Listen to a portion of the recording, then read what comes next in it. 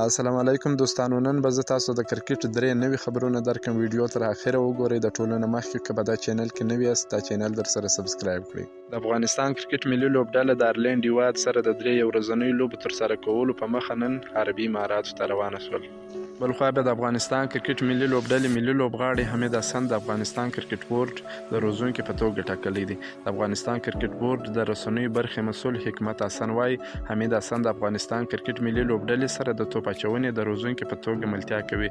خو د حمید حسن دغه دنده رسمي نه ده، بلکې غواړي نوموړی د روزنې په برخه کې تجربه ترلاسه کړي او د مشر روزونکي سره مرسته وکړي.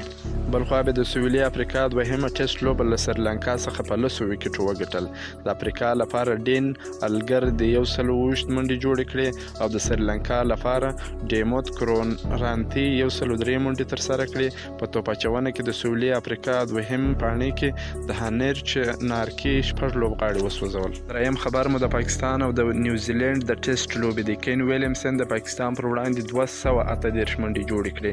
د نیوزیلینډ کرکټ ملي لوبډلې دوهمه ټیسټ پر دریمه ورځ د پاکستان د 290 منډو په ځواب کې تر اوسه 1599 منډې جوړې کړې دي او 6 لوبغاړي سوځېدلي دي.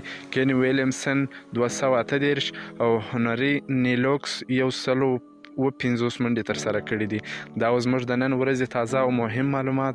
که مو ویډیو خوښه سوي ویډیو در سره لایک کړئ، د ملګرو سره شیر کړئ. که په چینل کې نوي یاست چینل هم خامخا در سره سبسکرایب کړئ. تر بیا د الله په امان.